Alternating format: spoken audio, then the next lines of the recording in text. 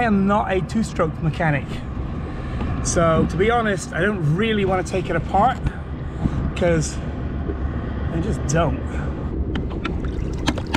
So right where I was, back there, they're doing some repairs on a cell phone tower, and I'm just getting really crappy connections. So I'm moving so that I'll get a different cell phone tower connection. And when I move the boat, there's a heat exchanger that heats water. And so if you move the boat, you get hot water. And I'm a big pussy. I don't like showering in cold water. I don't think I've had a shower in cold water for 20 years because we have technology to heat water. Okay, we are moored in 5 meters of water. It's nice and calm because the swell is going that way. Don't know which way the wind's going because we're kind of just in this weird little bay.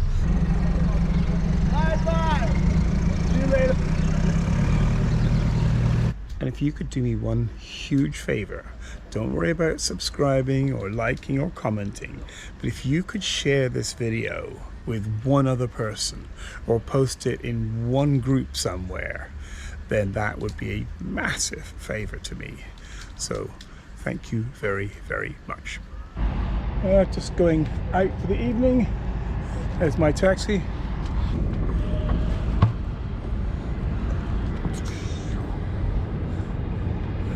Nice haircut. I need a haircut as well. Grab that. No, it's posterior, right? Posterior.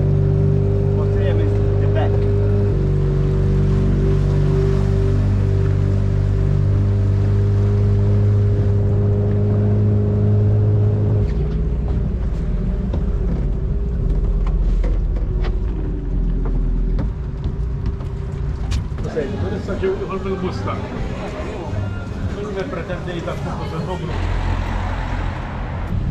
Okay, just so you can see, it's not all fun and games.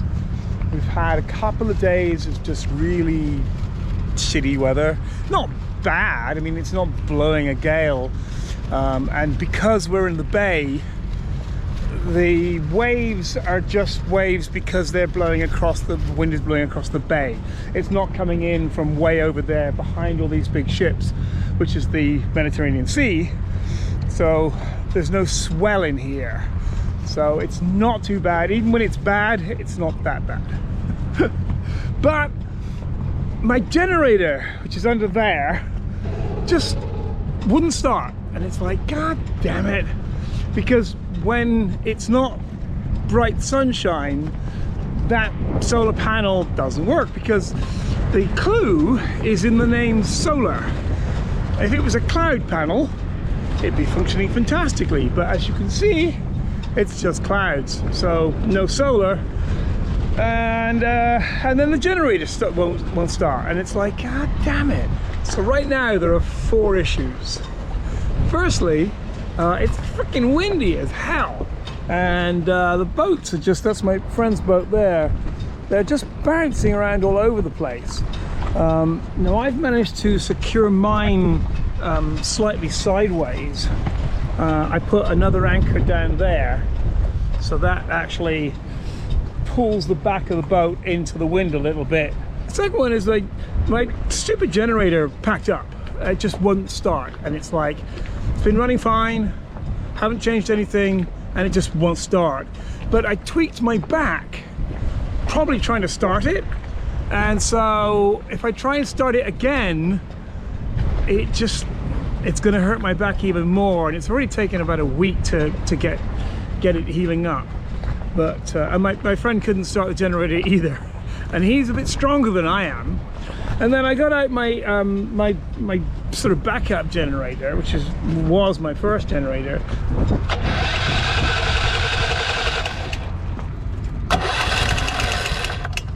I haven't got it going, but I think I found out what the problem is. There's a little like thing that you push to pump water, so pump fuel into the system, and it hasn't been used and it's totally like fucked. It's just cracked, and so it's not pumping fuel into the system. It's just decomposed. It's no good anymore, so I can't prime the motor, so that's not working. And then it's overcast. See, there's no direct sunlight coming, which means the solar isn't working very well, because the keyword being solar. So when there's no sun, solar ain't working very well. I mean, it's working enough to maintain some charge some of the time, but it's not great. And then what else? Oh, the internet. They're fixing a cell phone. They're upgrading a cell phone tower over here somewhere, and it's just got really shitty internet. And I can take the boat right over there, but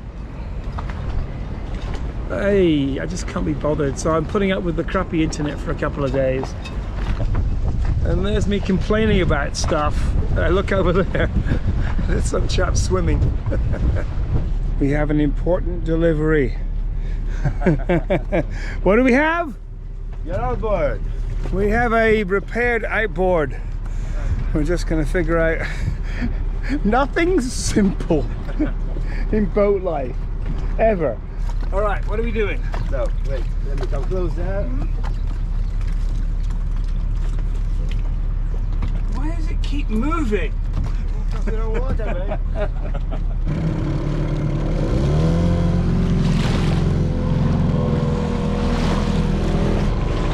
So Puffles rules again. We are out on the high seas in Puffles.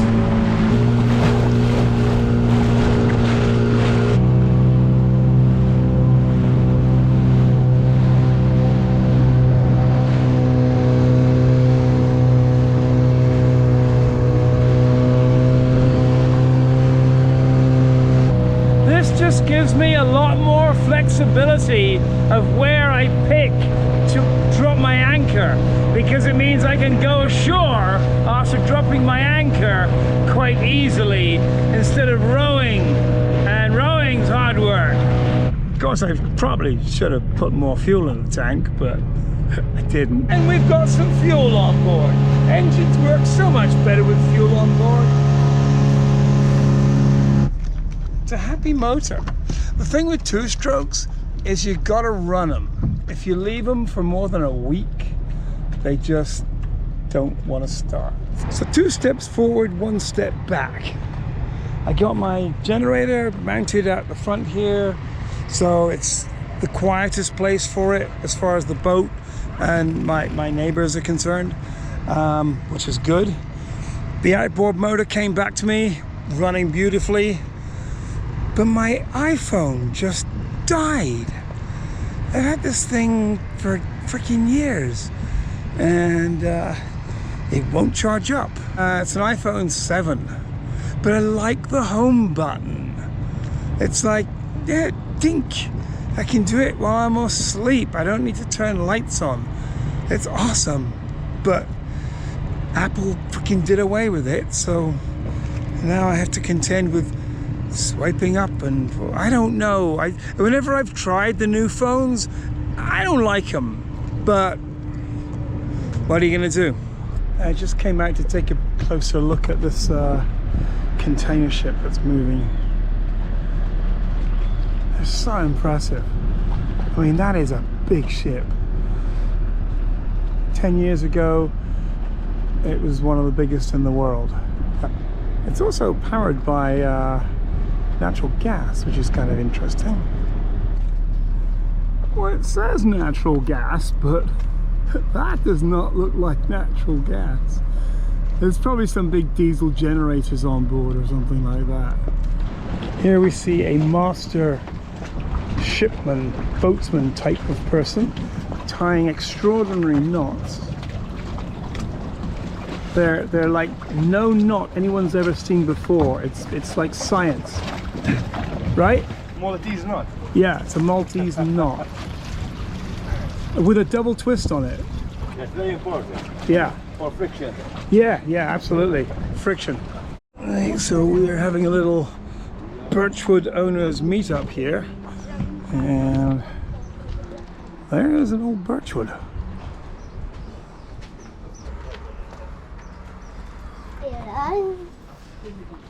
Oh! Oh, that's all right, that's not evident. Alright, let's go. I don't know where. How long is it going to take you to fix it? I don't know.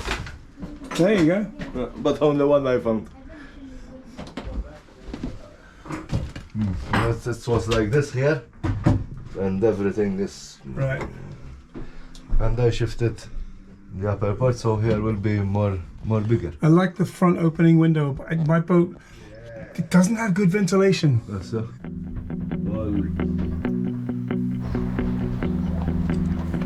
If I had a wish, I know it would come true. If I could have most anything appear out of the blue, well, I would be the envy of everyone I knew. But the only thing I'd wish for would be you. In Agropoli, there was a point at which a pointy-eyed sticky metal bit from the dock punctured poffles, just there. I will get a new dinghy, but I can't find the one that I want that is the right size used right now. So I'm just gonna patch it up for now, but I'll see if I can go ashore tomorrow and buy a proper kit to patch it with, because duct tape, well, not even duct tape, Gorilla Tape, because duct tape is horrible. Don't use duct tape, it's useless. Gorilla Tape will actually hold things. I've repaired exhaust pipes with Gorilla Tape before. Anyway, yeah, we'll fix that properly over the next day or so. When I say properly, I mean, here is what a quick run to the shops looks like in my world.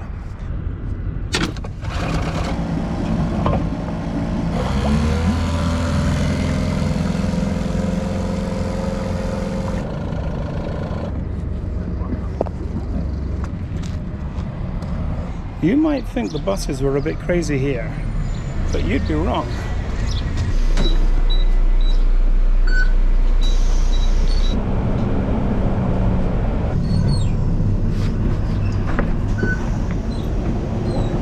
What I need to buy today is a repair kit for the dinghy. It's only a temporary thing, but I can't find the dinghy that I want right now, so I'm just going to temporarily repair it a bit and then fix it up properly. I didn't get my repair kit because apparently there's two different types of dinghy material and the glue isn't compatible with both. So I've got to find out what type of material the boat is made of and then come back up here and buy the right patch.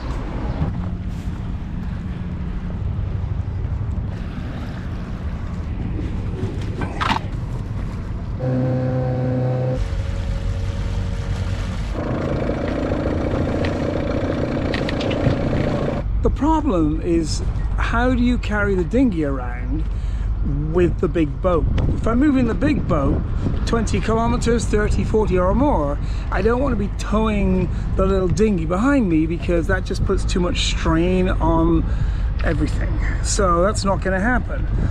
But if I raise the dinghy up how I used to have it, it means I've got to take the outboard motor off every time, and that's just problematic. And one day I'm going to drop it in the drink, and that would be tragic. So I need to find a way of lifting the dinghy out of the water cheaply and easily so that I can transport it when I'm moving the big boat.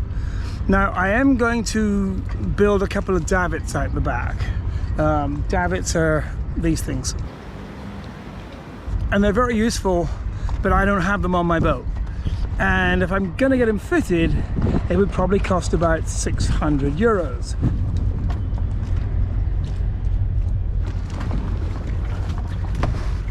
with a bit of finagling, I can make this work. I'm going to declare my little experiment a big success, because this means I can go anywhere in the boat without dragging the dinghy, but I also don't have to lift the dinghy right back on the boat, taking the engine off and raising it up, which is a complete pain in the ass. So what I'm going to do is live with this for now until I can figure out a slightly better way of doing it, which will probably mean constructing a couple of davits that go out the back, that I can just do it all a little bit better. But for now, this is great.